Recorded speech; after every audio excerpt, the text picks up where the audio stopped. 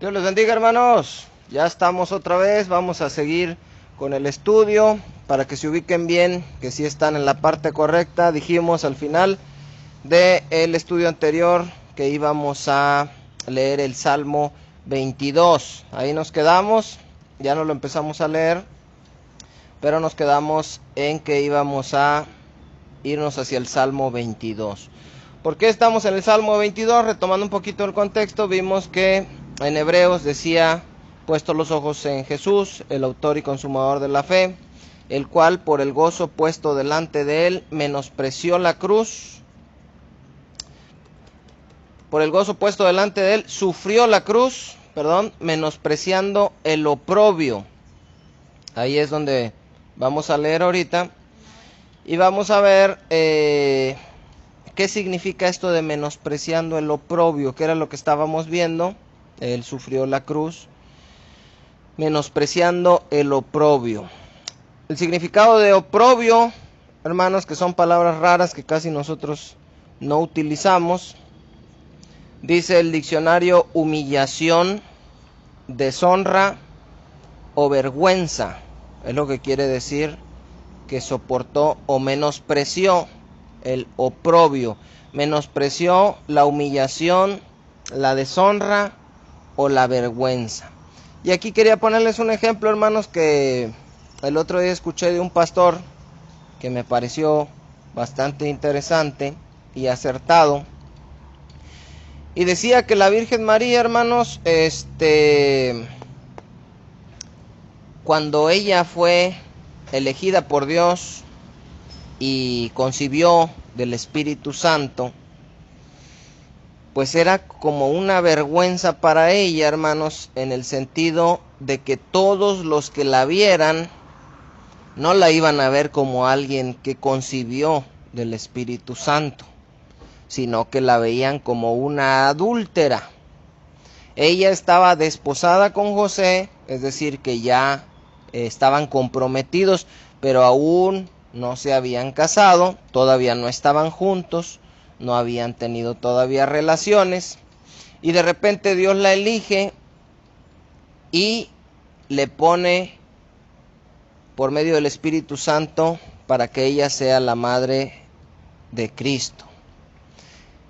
Esto, hermanos, era una vergüenza que ella tuvo que llevar, no por lo que es era bienaventurada ella. Le dijeron, te van a decir bienaventurada porque Dios la eligió.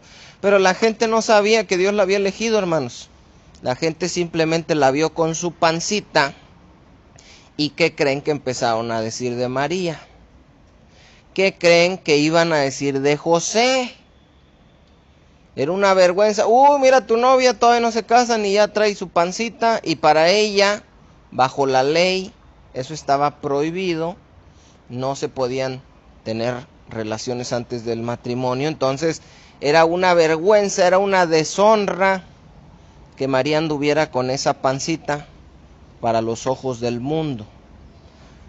Para los ojos de Dios, y hablando espiritualmente, era un honor y era bienaventurada porque Dios la había elegido, pero eso no lo entendía el mundo. Entonces es un ejemplo, hermanos, que me pareció interesante de cómo nosotros a veces en Cristo y por medio de la voluntad de Dios tenemos que pasar por cosas que a veces son, pues podemos decir humillantes, que son una deshonra o vergüenza. A mucha gente, hermanos, cuando se convierten a Cristo, sus familias, como está escrito, ¿qué pasa? Los enemigos del hombre serán los de su casa, y se convierten en una vergüenza para la familia. Se sienten humillados de que sus hijos, de que sus hijas sean de esos creyentes, de esos aleluyas, de esos fanáticos. Son una vergüenza, son la deshonra de la familia, y como está escrito, se levantan primero los de la casa. Entonces, hermanos, es bien importante ver eso, porque desde que creemos empezamos a padecer estas cosas por causa de Cristo. Que te digan los papás que te deshereden, que los echen de la casa. Imagínense un papá de estos del Islam, hermanos, que tenga un hijo y que de repente le diga que es cristiano y que cree en Jesús, que Él es Dios y no cree en Mahoma ni nada de eso. Pues lo mismo con los católicos, cuando le dices que ya no vas a creer en la Virgen, ni en los ídolos, ni en los santos, te conviertes en una vergüenza para ellos. Decía un tío mío, cuando mi hermano bautizó a su bebé, que estaba orgulloso de él, porque él sí seguía con las tradiciones de ellos. Era un orgullo. Entonces, si él era un orgullo, hermanos, yo que no bauticé a Mateo, nada más lo presenté, porque el bautismo de bebé sabemos que no está en la Biblia. Entonces yo era una vergüenza, una deshonra, que yo no estuviera siguiendo las tradiciones. Entonces, vimos, hermanos, en Hebreos 10, en el contexto de la carta, que a estos creyentes los hicieron un espectáculo público, los vituperaron, les quitaron sus propiedades, los metieron a la cárcel, y hay muchas cosas que nos van a pasar, nos van a ridiculizar, nos van a decir aleluyas, nos van a romper los folletos en las narices, nos van a cerrar la puerta en la cara, nos van a decir que estamos locos, nos van a decir un montón de cosas. Pero dice que Cristo, para saber cómo podemos superar esto, que Cristo soportó la cruz, que no se compara con lo que nosotros soportamos, hermanos, en esta vida. Él soportó la cruz, es nuestro ejemplo máximo, menospreciando el oprobio, no le dio importancia por la gloria que iba a venir después, que era lo que estábamos hablando en la predicación pasada. Entonces, no importa, hermanos, lo que nos digan, no importa lo que piensen de nosotros, que si estamos locos, que si aleluyas, que si te desheredaron, que tu familia dice que estás loco, debes de soportarlo todo y menospreciar esas cosas, porque así le hizo Jesús, menospreció el oprobio. Vamos a ver, hermanos, ya leímos en el estudio pasado Isaías 53, ahora vamos a ver el Salmo 22, que es donde nos quedamos la vez pasada, que les dije que íbamos a retomar aquí. El Salmo 22, hermanos, es un salmo que escribe el rey David, pero sabemos que la escritura es inspirada por Dios, y Dios utiliza las situaciones que le estaban pasando en ese momento al rey David para inspirarlo a escribir lo que iba a vivir el Mesías. Este es un salmo que se le llama salmo mesiánico. No es un salmo donde dijo David, voy a escribir lo que le va a pasar al Mesías. No, él escribió cosas que él estaba viviendo, que él estaba sintiendo, pero que al mismo tiempo eran una figura y un cumplimiento de lo que le iba a pasar al Mesías. Entonces este se le llama un salmo mesiánico. Y el versículo 1, hermanos, de este salmo 22, ojo porque eso puede venir en un examen, cómo se les llama a los salmos que hablan de Jesús, son salmos mesiánicos. Y un ejemplo de estos, pueden decir, es el Salmo 22. El salmo empieza con estas palabras que se le van a hacer muy familiares. Dios mío,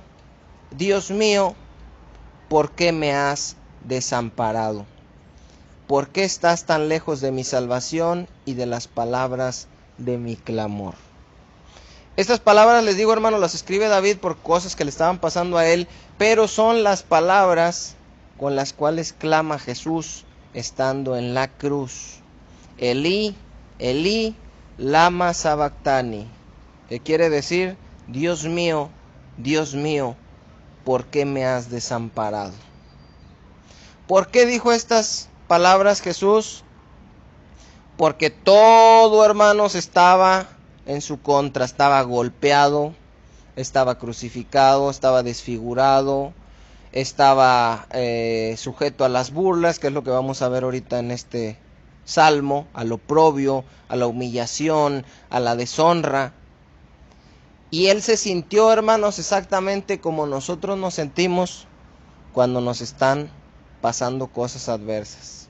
Así se sintió David cuando escribió el Salmo, así se sintió Jesús cuando estaba en la cruz, y así nos sentimos nosotros, y decimos, Señor, ¿por qué me has abandonado? Pero la verdad es que Dios no nos abandona.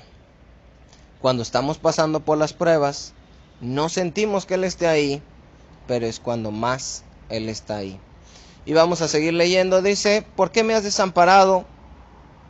¿Por qué estás tan lejos de mi salvación y de las palabras de mi clamor? ¿Por qué escribió esto David, hermanos? Porque uno dice, Señor, ayúdame, Señor, sácame de esta, Señor, ya no puedo, Señor, y no pasa nada.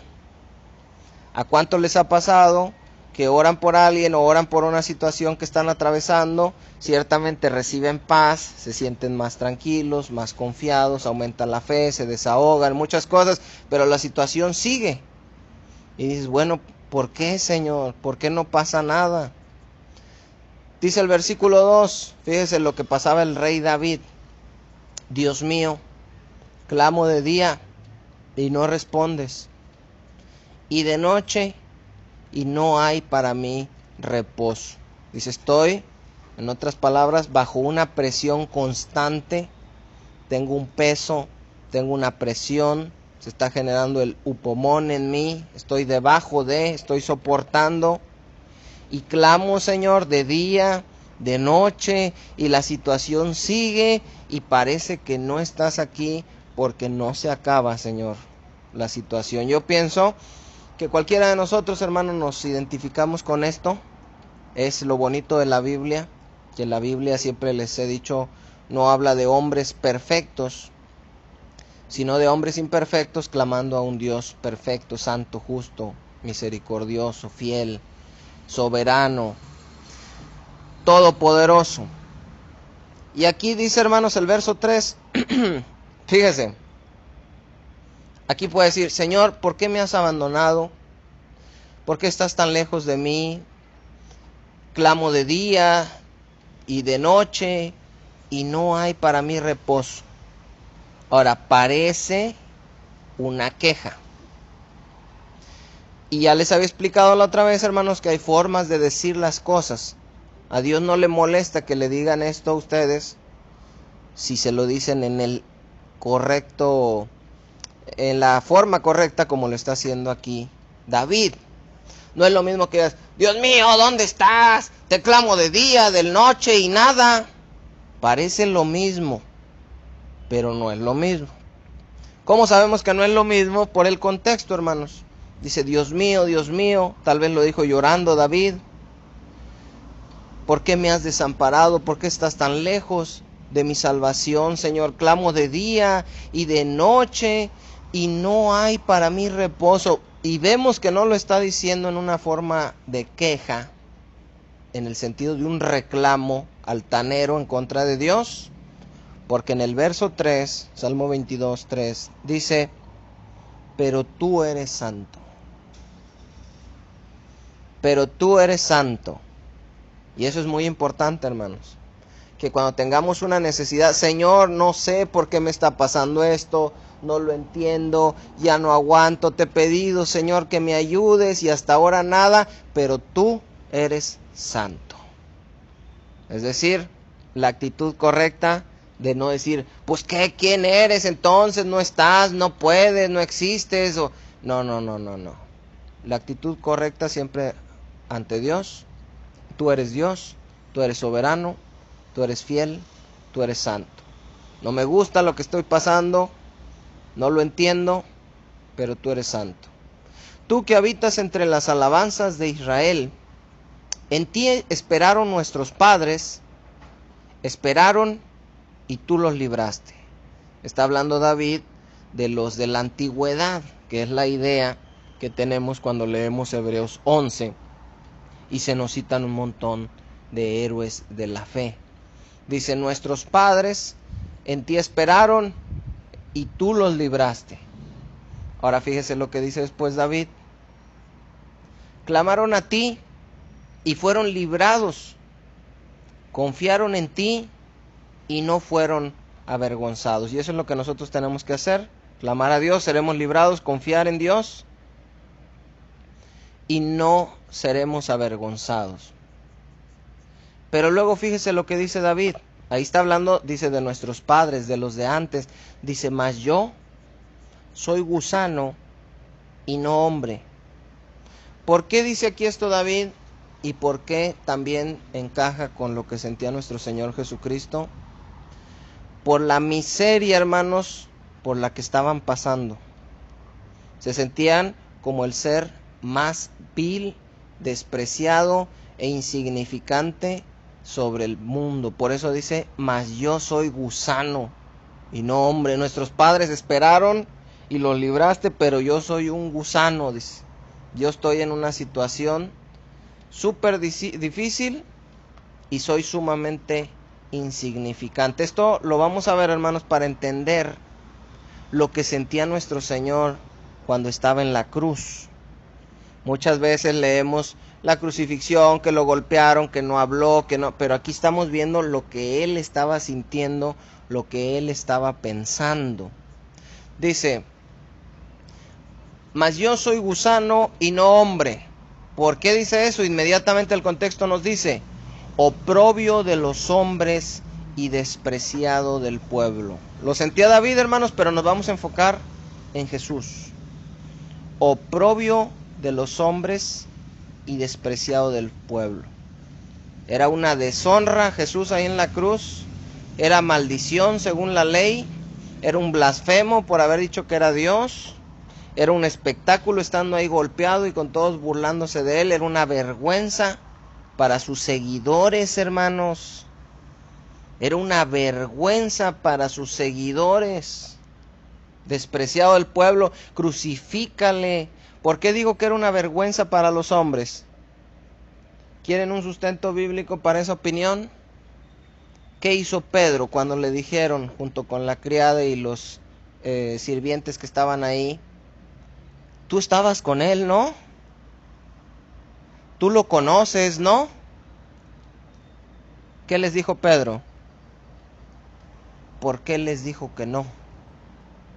Porque se avergonzó de Jesús. El que había caminado por el agua, el que había multiplicado los peces, el que había resucitado muertos, el que les había dado de comer a 5,000, el que había todo lo que vemos en la escritura. Cuando le dicen, ¿verdad que tú estabas con él? En lugar de que dijera, claro que sí, él es mi maestro, él es mi Señor, él es el Mesías, arrepiéntanse. Dice, yo ni lo conozco, ni sé de lo que están hablando. Y decimos, ya ni la muela Pedro. Pero el Cristo que nos redimió, que nos compró a precio de sangre, que nos ayuda, que nos bendice, que nos sana, que nos consuela, que nos provee. Y luego después nos dicen, ¿verdad que tú eres de esos cristianos? No, yo, ¿verdad que tú eres de esos aleluyas fanáticos, loco? No, yo... Y por eso dice Jesús, estando en la cruz, cuando los 12, uno lo había entregado, otro lo había negado, todos habían corrido, el pueblo gritó, crucifícale.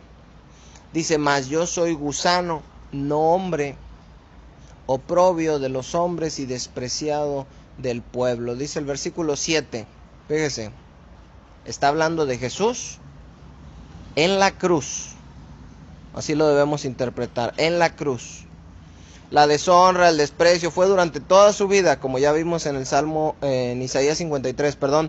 Pero aquí estos momentos él lo está pensando y está hablando con el Padre en la cruz. Dice el verso 7.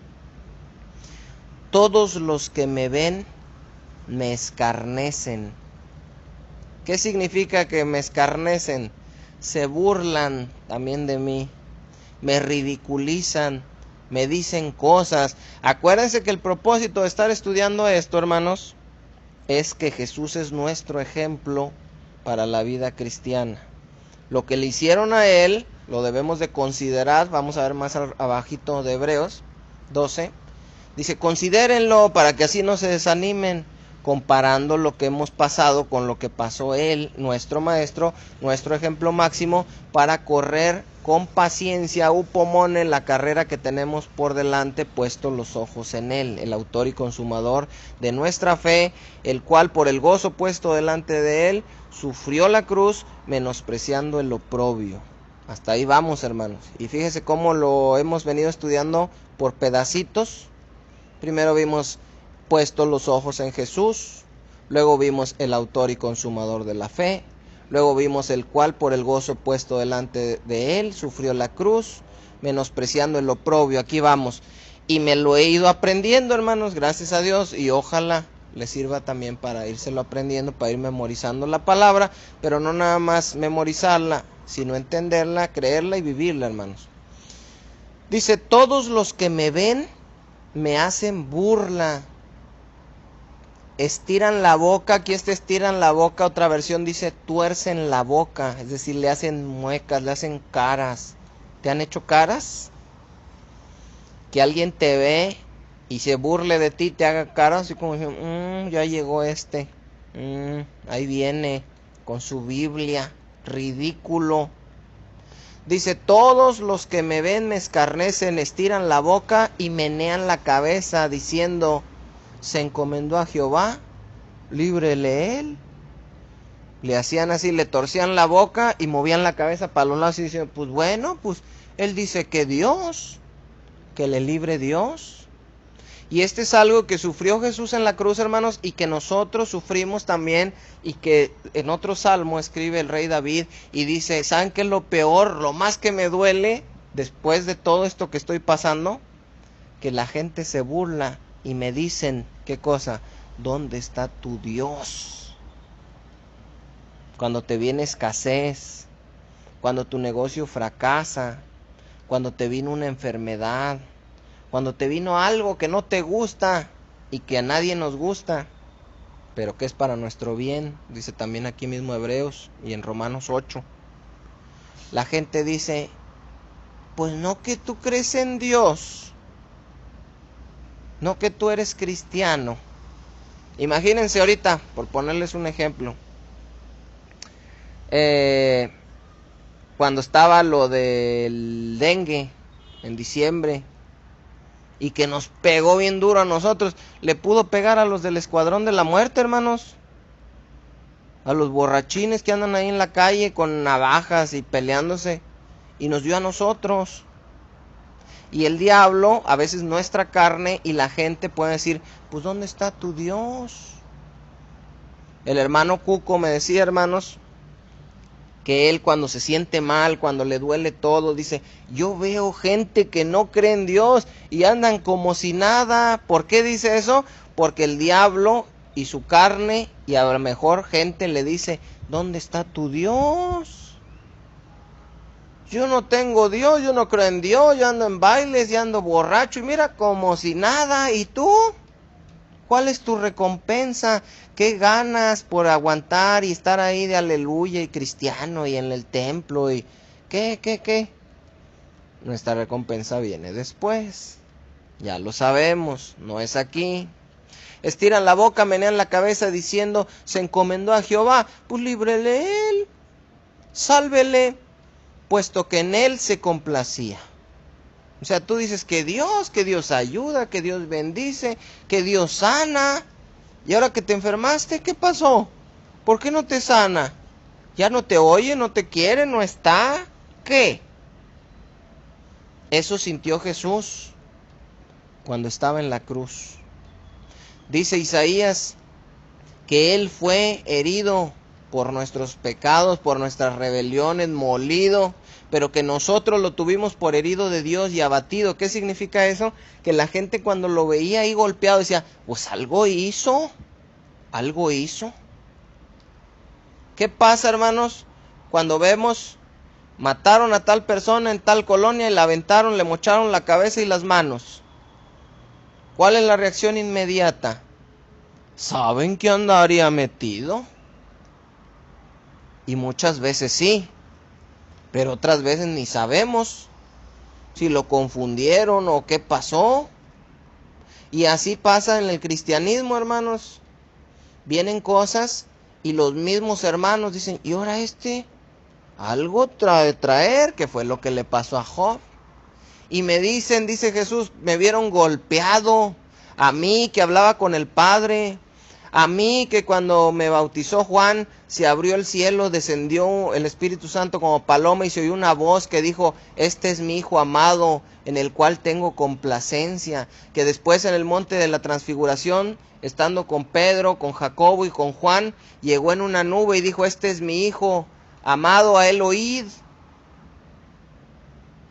Aquel que hacía milagros, sanidades, que multiplicó peces, panes, que caminó sobre el agua, resucitó muertos, que cuando resucitó a Lázaro, dijo: Padre, yo sé que siempre me oyes, pero te lo digo por ellos. Y empezó a hablar con el Padre. Y esa gente decía: bueno, pues no que muy que Dios.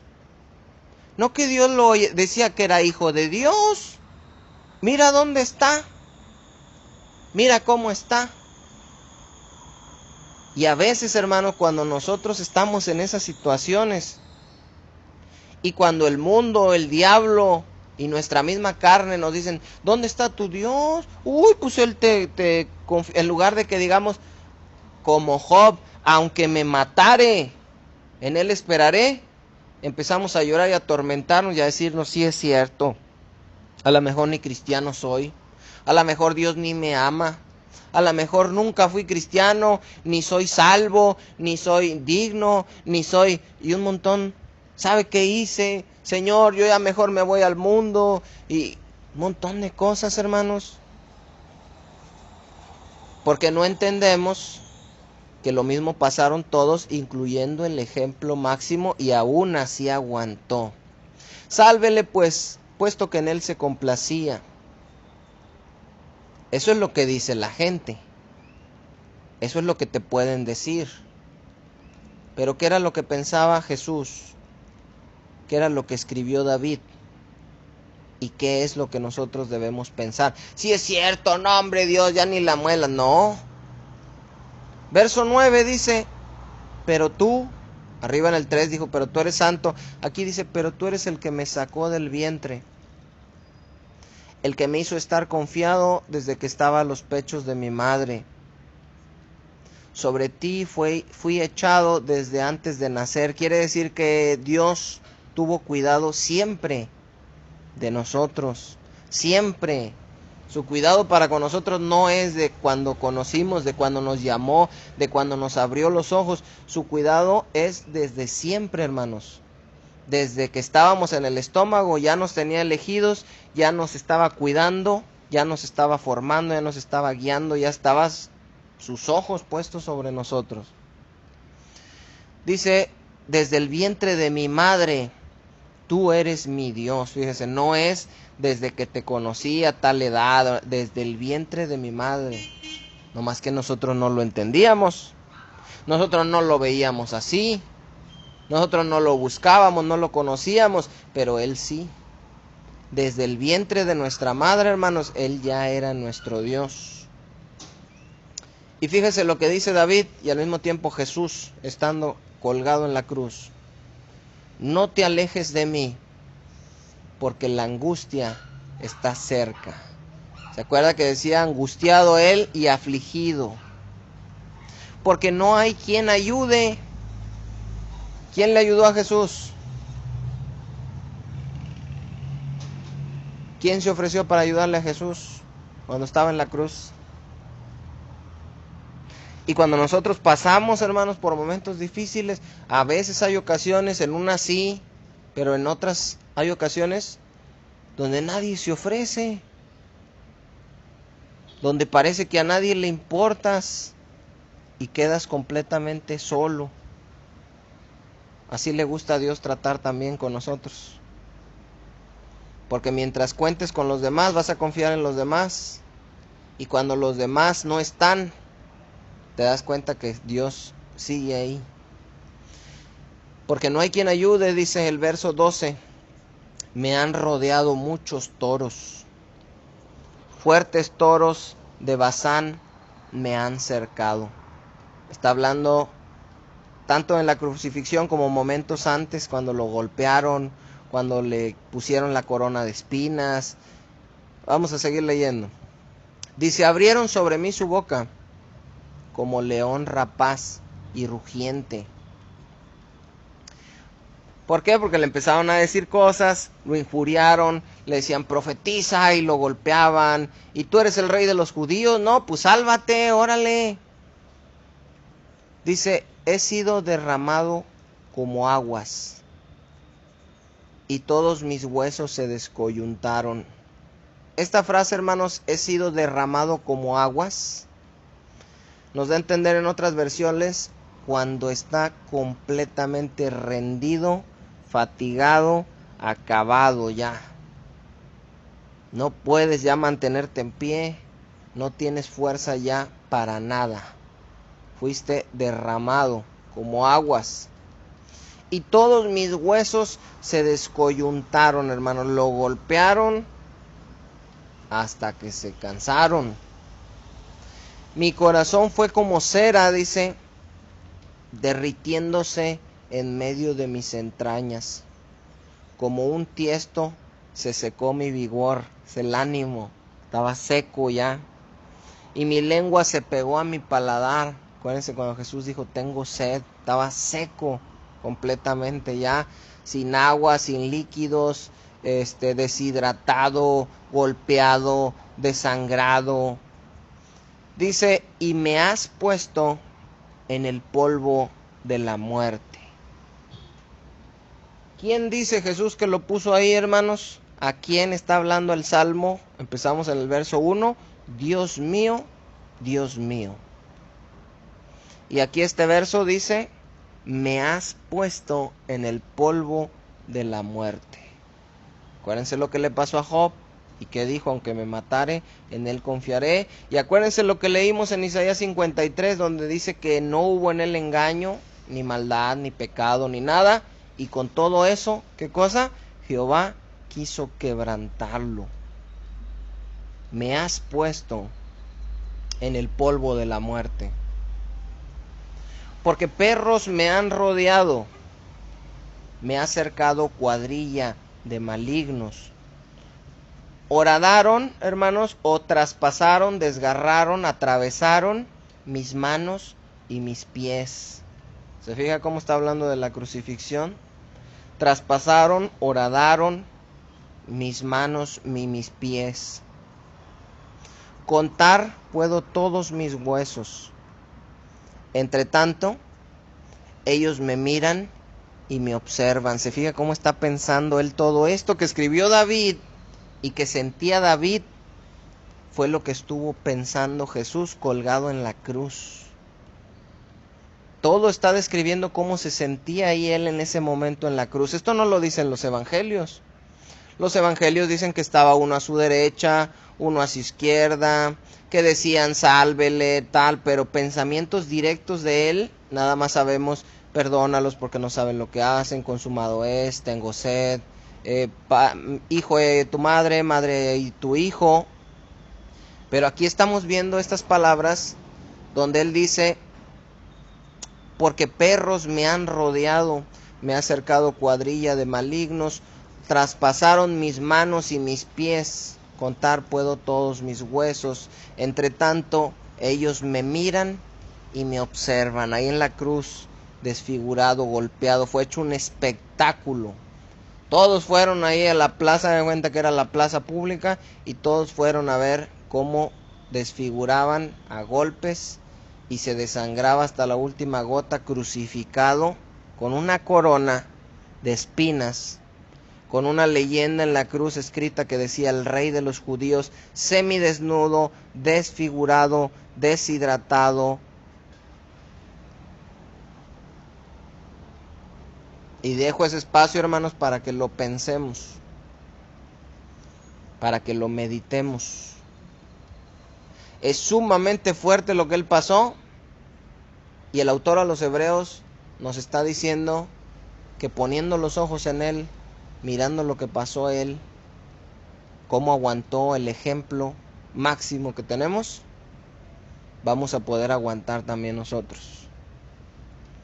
Pero si nuestro ejemplo máximo es por ahí un hermanito que después se raja, pues nos vamos a rajar también. Si nuestro ejemplo era por ahí algún líder, algún pastor, algún líder denominacional, algún vecino, debemos de poner los ojos en Jesús. Eso no significa que los demás pueden ser como quieran y van a ser cristianos. Lo que significa es que los demás pueden llegar a caer, Jesús no. Contar puedo todos mis huesos, entre tanto ellos me miran y me observan. Y luego fíjese lo que dice el versículo 18. Repartieron entre sí mis vestidos. Por si alguien dice, ay, el hermano es bien exagerado, dijo que Jesús estaba semidesnudo. Le quitaron la túnica exterior y dice, repartieron entre sí mis vestidos y sobre mi ropa echaron suertes. Nos dice la Biblia que los soldados romanos lo empezaron a desnudar, le quitaron su túnica, hicieron una rifa, echaron suertes es lo que quiere decir, hicieron un sorteo, ahí empezó la Lotería Nacional, para ver quién se quedaba de los soldados romanos con la ropa que le arrebataron a Jesús. No lo crucificaron con su ropa, lo crucificaron para humillarlo todavía más, semidesnudo. Y dice Jesús, estando en la cruz, lo que iba a pasar lo escribió David, luego lo vivió Jesús. Repartieron entre sí mis vestidos y sobre mi ropa echaron suertes. Esto lo hicieron los romanos. Otra vez, el contraste entre lo que le está pasando y la actitud para con Dios. Mas tú, Jehová, no te alejes. Notemos cómo al principio dijo, ¿por qué me has abandonado? Y aquí dice, no te alejes. Es decir, el autor dijo, ¿por qué me has abandonado? Porque las cosas que le estaban pasando pareciera que no le debían pasar, porque estamos con un Dios poderoso, soberano, bueno, fuerte, fiel, misericordioso. Pero al mismo tiempo, entendiendo que Dios lo había permitido, y por eso el salmista y Jesús dijeron, me has puesto en el polvo de la muerte, ahora dicen, mas tú, Jehová, no te alejes. Es decir, siento que no estás por las circunstancias, pero no me guío por las circunstancias, no definen mi fe, sé que aquí estás, no te alejes, Dios mío. En medio de la cruz estaba clamando eso Jesús. En medio de la deshonra, de la humillación, del oprobio. Y hay cosas, hermanos, que nosotros hemos pasado, y no quiero poner ya ejemplos muy específicos porque, pues, les dije que los compartieran otros hermanos, y los ejemplos específicos que vivimos nosotros son como les llamamos chistes locales, no lo van a entender los demás. Pero se los digo rápido, hermanos, para los que estuvieron en esa ocasión, a los que nos presentaron como Judas, ¿se acuerdan? Y que nuestra carne no queríamos pasar porque era una humillación que nos estaban haciendo pública. Pero pasamos, hermanos. Y cuando pasamos, hermanos, y cuando oramos, y estaban orando por nosotros, para que nos cayera un rayo, yo creo que fue la oración, yo sentí, hermanos, como muchos, pues algunos sí les dolía, hermanos, como estaba María Magdalena, María la Madre de Jesús llorando al pie de la cruz, pero a la gran mayoría, hermanos, estaban felices, estaban torciendo la boca y se pusieran, no que eran de Dios, ya cayeron, hombres, si Dios hubiera estado con ellos, Dios nos dio la razón a nosotros ganamos, ellos perdieron. Y cuando estábamos orando, hermanos, con esa humillación, porque los que estuvimos ahí supimos y sabemos que fue eso humillante, fue una deshonra, fue vergonzoso, fue oprobio, y lo aguantamos. Porque en el momento que nos estaban presentando así, yo me pude decir, vámonos, si no nos subimos y a nosotros nadie. No, dijo Dios, pásenle y aguanten. Y cuando estábamos orando, hermanos, yo levanté mis brazos y abrí mis brazos, cerré mis ojos, y me estaba acordando en ese momento de Jesús en la cruz, diciéndole a Dios, Dios, permíteme no odiar, sino decir, Padre, perdónalos, porque no saben lo que hacen. Dice el versículo 18, mas tú, Jehová, no te alejes, fortaleza mía, apresúrate a socorrerme. Libra de la espada mi alma, del poder del perro mi vida. Sálvame de la boca del león y líbrame de los cuernos de los búfalos. Anunciaré tu nombre a mis hermanos. Aquí está hablando de lo que va a venir después. Después de la humillación. Acuérdense que Hebreos dice, puesto los ojos en Jesús, lo repito, el autor y consumador de la fe, el cual por el gozo puesto delante de él, lo que iba a venir después, la resurrección, la salvación, sufrió la cruz, soportó la cruz, menospreciando el oprobio, o sea, la vergüenza y todo lo que sufrió, la humillación. Y después de eso, hermanos, la gloria que venía era esta: anunciaré tu nombre a mis hermanos. Aquí vemos, hermanos, lo que él vivió ya cuando resucitó, cuando les dijo, subo a mi Padre y a vuestro Padre, a mi Dios y a vuestro Dios. Y al mismo tiempo, hermanos, vemos que Jesús está hablando de nosotros y que dice en Hebreos también que él no se avergüenza de llamarnos hermanos.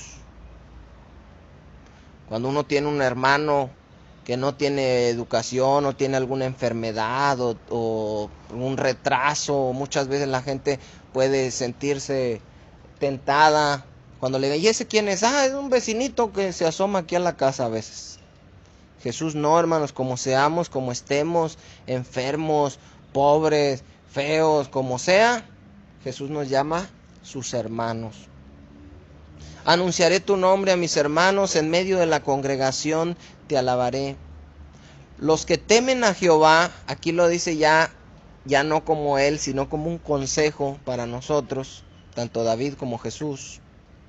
Los que temen a Jehová, alábenle, glorifíquenle, descendencia toda de Jacob. Nosotros somos descendientes de Jacob y de Abraham, por la fe, hermanos, no por la carne. No tenemos su sangre, pero somos hijos de Dios y somos hijos de fe, igual que Abraham. Y temedle vosotros, dice, descendencia toda de Israel, porque no menospreció ni abominó la aflicción del afligido. Esto es muy importante. Dice, témanle ustedes, glorifíquenle, alábenle. ¿Por qué? Si me deja pasar por situaciones adversas. Porque no menospreció ni abominó la aflicción del afligido, ni de él escondió su rostro. Cuando estás pasando por momentos difíciles, él no menospreció cuando estabas llorando, él no menospreció cuando le clamaste, él no menospreció que te dolía, él no menospreció lo que te hicieron, no menospreció lo que estabas pasando, ni escondió su rostro de ti. Él estuvo ahí y va a estar ahí todo el tiempo. Dice, sino que cuando clamó a él, le oyó. Cuando clamamos a Dios, él nos oye. Pero no parece porque siguió igual, pero él te oyó. Eso es lo importante. Cuando no quita la situación es porque tiene un plan, un propósito, un tiempo, pero él te oyó. Dice el 25, de ti será mi alabanza en la gran congregación. De aquí sale esa estrofa del canto, al que me ciñe de poder. De ti será mi alabanza. Aquí está esto. En la congregación, en la gran congregación, dice. Mis votos pagaré delante de los que le temen. Comerán los humildes y serán saciados. Alabarán a Jehová los que le buscan. Vivirá vuestro corazón para siempre. Se acordarán y se volverán a Jehová todos los confines de la tierra, y todas las familias de las naciones adorarán delante de ti. Aquí está hablando, hermanos, todavía más de un futuro que todavía no pasa. El rey David escribió estas cosas antes que pasaran. Jesús estaba diciendo ya en la cruz, voy a anunciar a tus hermanos mi nombre, hablando ya de la resurrección, pero aquí está hablando todavía ya más allá de cuando venga Jesús y del milenio y de todo lo que se va a vivir, porque dice, se acordarán y se volverán a Jehová todos los confines de la tierra, no nada más unos, todos, y todas las familias de las naciones adorarán delante de ti. ¿Eso pasa ahorita? No, eso va a pasar después. Porque de Jehová es el reino y él regirá a las naciones. ¿Eso ya está pasando ahorita? No.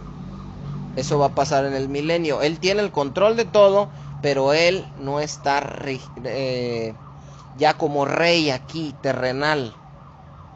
Y todos le están sirviendo, no. Todos están, la mayoría, en rebelión contra él. Él regirá las naciones, comerán y adorarán todos los poderosos de la tierra, se postrarán delante de él todos los que descienden al polvo, aun el que no puede conservar la vida a su propia alma, es decir, ya los que estén a punto de morir, se refiere a algo así. La posteridad le servirá. Esto será contado de Jehová hasta la postrera generación.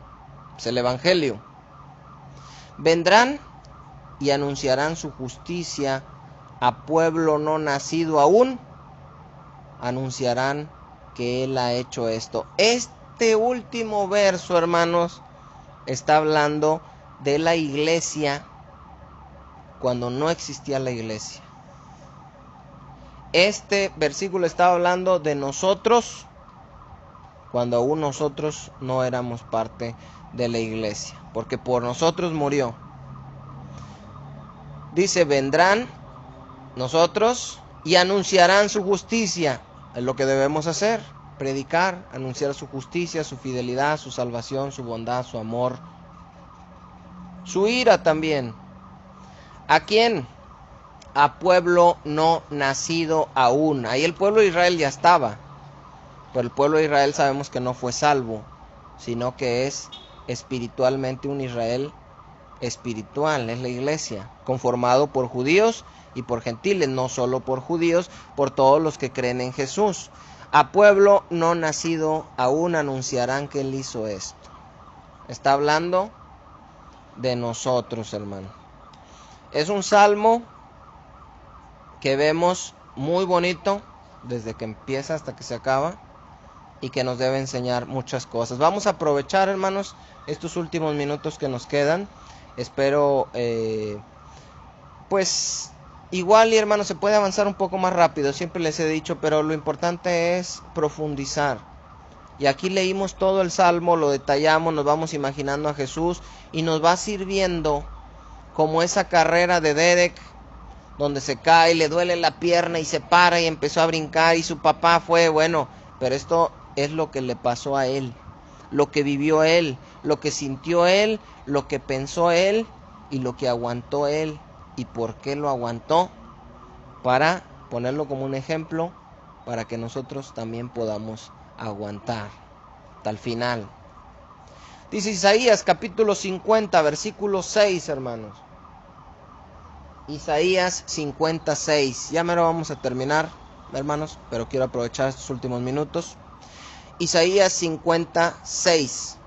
Fíjese lo que dice, está hablando Isaías, acuérdese que leímos, otra vez lo retomo, que Pedro dijo que los profetas, es decir, Isaías, Daniel, Ezequiel, Jeremías, anunciaron dos cosas. Ya lo he repetido varias veces, pero así se nos queda, hermanos. Los sufrimientos de Cristo y las glorias que vendrían tras sí, o tras ese sufrimiento. Ya tuvimos un ejemplo claro de esto en Isaías 53, sus sufrimientos y las glorias que vendrían tras sí. Y aquí vemos otra vez que el rey David, que también se considera profeta porque escribió estos salmos proféticos mesiánicos, escribe los sufrimientos de Cristo en la cruz, todo lo que le hicieron, todo lo que sintió, todo lo que aguantó, y después las glorias que vendrían tras sí, aún cosas que no han pasado todavía 2000 años después en nuestros tiempos.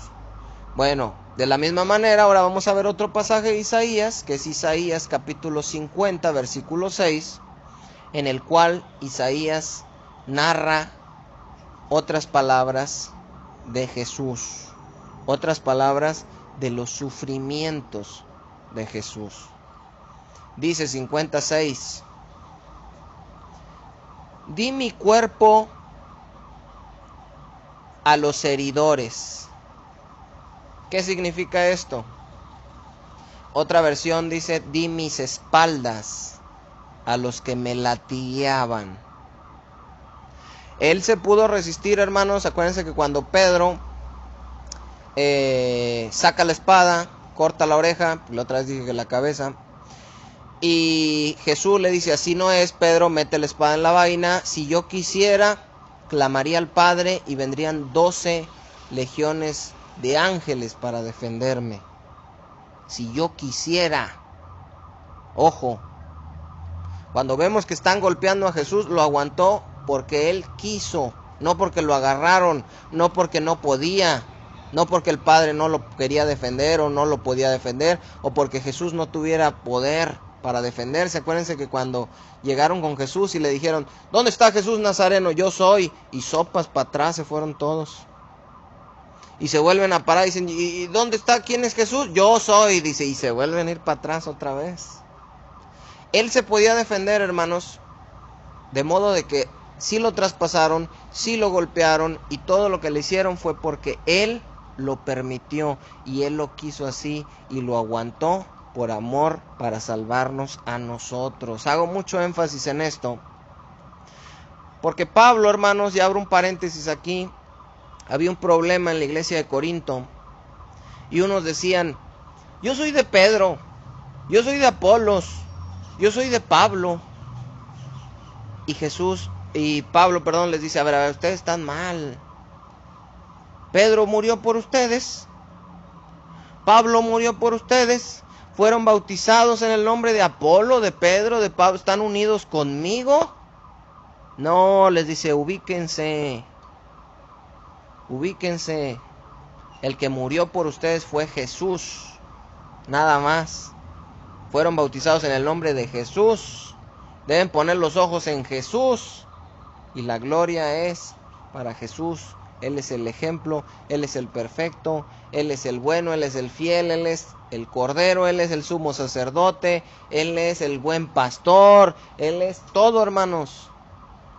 Andarle cantando el hombre más bueno y un buen pastor a un hombre, eso no está bien. Jesús es en el que debemos de poner nuestros ojos, Él es nuestro ejemplo, y Él dice aquí, di mi cuerpo a los heridores. Yo lo di, dice. Yo lo permití. Yo dejé. No es que me agarraron, no es que no podía. Yo lo quise hacer. Y cuando los soldados romanos me agarraron, y cuando yo sabía que me iban a latiguear y que me iban a arrancar la piel con los, creo que 40 latigazos que le dieron, que tenían unas puntas que se clavaban en la piel y la desgarraban y la arrancaban y empezaban a chorrear la sangre, cuando dice Jesús, cuando yo sabía que me iban a hacer eso, yo le di mi cuerpo a mis heridores.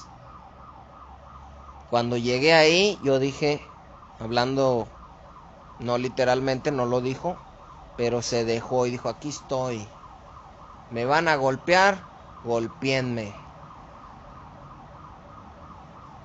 Y no se puso, que con los hijos de Dios nadie se mete, que te reprendo y te ato. Y ahorita vas a ver, y no, hombre, a mí no me tocas un pelo, tú no sabes quién es mi papi. Imagínense, ya era quién era el papi de Jesús.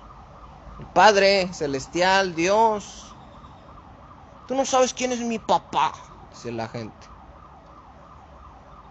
Di mi cuerpo a los heridores y mis mejillas a los que me mesaban la barba. ¿Qué es eso, hermanos? Y por eso me detengo mucho en cada pasaje, para que no nomás, una ocasión me acuerdo que estaban predicando y doña Doris, preguntó porque decía que el tiesto y que los tiestos y un montón de palabras que uno no entiende, y luego me dijo doña Doris que eran los tiestos.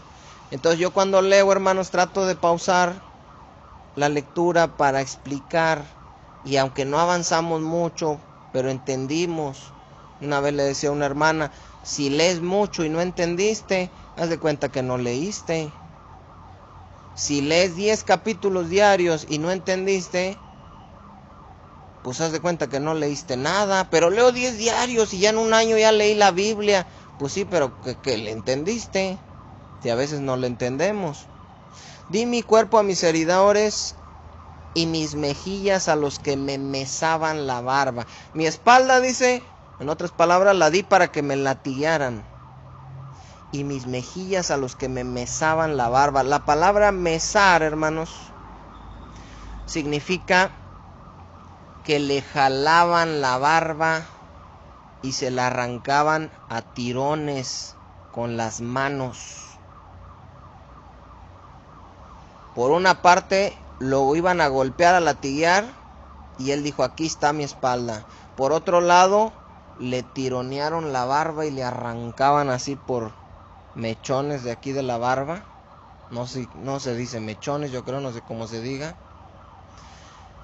Y él puso la cara, y cuando le agarraban y le daban un tirón y le zafaban así pedazos de barba, de raíz, él estaba puesto ahí, aguantando. Y a veces no aguantamos nada, hermano, nosotros. Y se supone que su espíritu está en nosotros. Di mi cuerpo a mis heridores y mis mejillas, mis cachetes, a los que me arrancaban la barba a tirones. No escondí mi rostro de injurias y de esputos. Otra palabra rara. No escondí mi rostro de injurias, de mentiras, de calumnias. Le dijeron un montón de cosas, le inventaron cosas, mentiras que él había dicho, que tú dijiste, que tú hiciste. No, que acuérdate, llevaron testigos falsos. ¿Les suena, hermanos? Le inventaron cosas y él se dejó.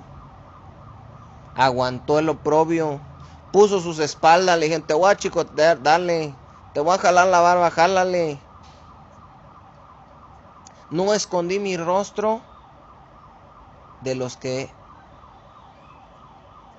de injurias, de calumnias, de mentiras y de esputos. ¿Qué significa esputos, hermanos? Escupitajos. ¿Sí sabe que a Jesús le escupieron en la cara? Imagínese, hermano, que te digan groserías. Ya uno se siente medio enojado. Pero que te den un escupitazo en la cara. Por cuestiones de tiempo, hermanos, vamos a dejarlo hasta aquí. Vamos a retomar en Isaías 56 en el próximo estudio. Estamos hablando de cómo Jesús dio su espalda para los que lo latigueaban, puso la cara, la barba, para los que le estaban jalando la barba a jalones, no quitó su rostro de las mentiras, de las injurias que le estaban diciendo, y aguantó hasta que le escupieran en la cara. Dios les bendiga, hermanos, y nos vemos en el próximo estudio.